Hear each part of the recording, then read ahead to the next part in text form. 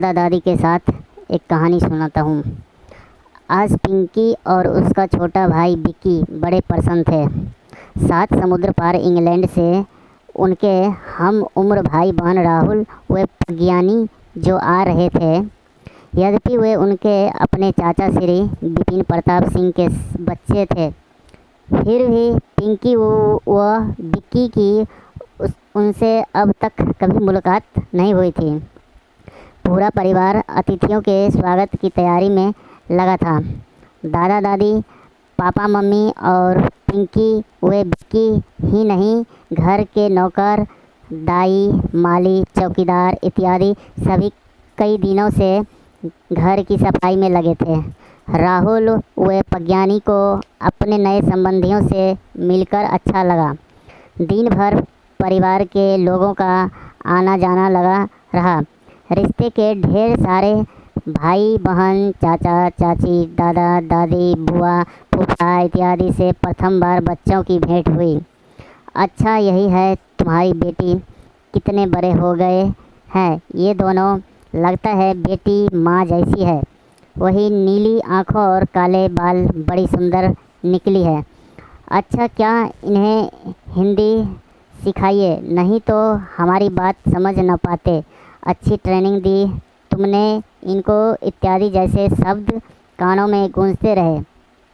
Head गर्व से फूले न समाते थे। प्रज्ञानी और राहुल को भी सबका आकर्षण का केंद्र बनकर खूब आनंद आ रहा था। इतनी प्रशंसा व प्रेम देने के लिए इंग्लैंड में कोई नहीं था। मम्मी के केवल एक अविवाहित भाई थे, जिनसे 2-3 वर्ष पहले मुलाकात हुई थी। एक ग्रैंडप्पा नाना थे, जिनसे क्रिसमस के समय एक एक उपहार मिल जाता था। नाना ने अपनी पहली पत्नी अर्थात मम्मी की माँ की मृत्यु हो जाने के पश्चात दूसरा विवाह कर लिया था तथा अपनी नई पत्नी के साथ ही रहते थे। कुल मिलाकर 2 रिश्तेदार थे और उनसे भी भेंट कभी कभार होती थी। शाम हो गई, आज फिर बिजली गायब थी। Oh, I am so sorry, Pinky ने मुंह बनाकर कहा। तुम सोचने कैसे कंट्री है इंडिया। प्रज्ञानी केवल मुस्कुरा दी, पर मन ही मन वह सोच रही थी, अजीब बच्चे हैं पिंकी और विक्की। अपनी भाषा होते हुए भी वे न जाने क्यों सदा अंग्रेजी में ही बोलते हैं। उन्हें मालूम था राहुल और प्रज्ञानी दोनों भाषा भली भांति समझ लेते थे, फिर भी वे अक्सर उसने इंग्लिश में क्यों बात करते हैं।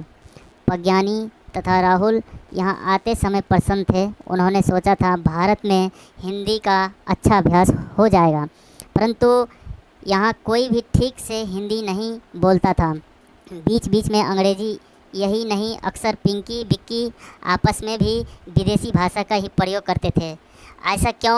आंगन में रामुआ को लालटेन जलाते देख राहुल उसके निकट जा पहुंचा। मैं भी जलाऊंगा, कह वह उसकी मदद करने लगा। जब पेट्रोमैक्स की लालटेन झक से जल उठी तो उसने बड़ा आनंद आया।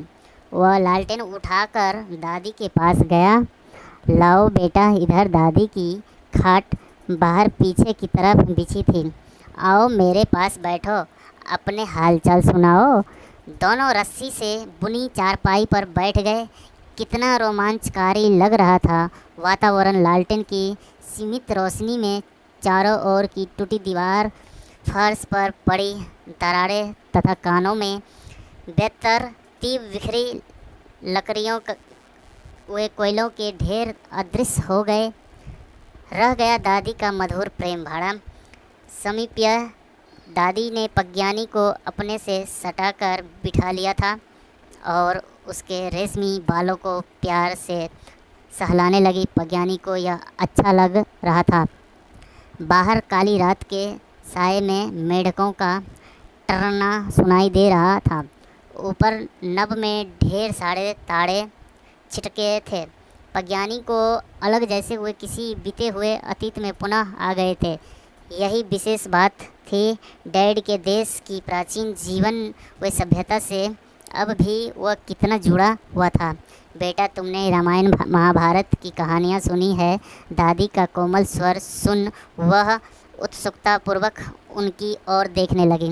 ओह दादी, आप फिर अपने किस्से कहानी लेकर बैठ गई। पिंकी के कष्ट स्वर ने प्रज्ञानी को झकझोर कर फिर वर्तमान में ला दिया।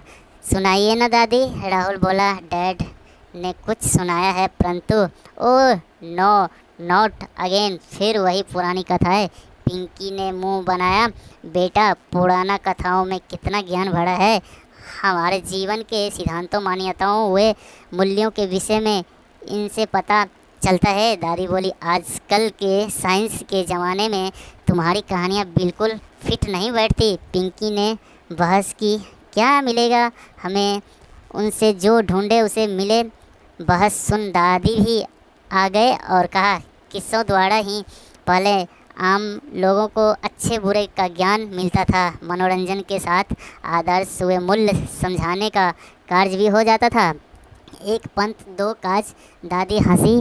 हाँ हाँ, हम सुनेंगे, कहते हुए राहुल वे प्रज्ञानी दादी के और निकट सरक आए। फिर कहानियों का ऐसा दौर चला कि कब भोजन का समय हुआ पता ही नहीं चला। रात का भोजन बाहर आंगन में ही किया गया। डैड ने बचपन में खाए सत्तू की लिट्टी की मांग पेश की थी।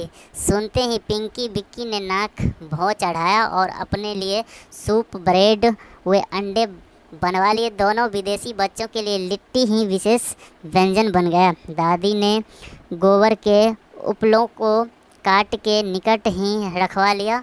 गोल गोल आटे की सत्तू भरी लिट्टियों उनमें डाल दी गई और गरम घी के साथ मज़े से खाया गया। इस प्राचीन ढंग से बेक की गई पेस्ट्री में कितना सौंधा स्वाद था, उन्होंने क्या पता अब उपले कहाँ से आए थे।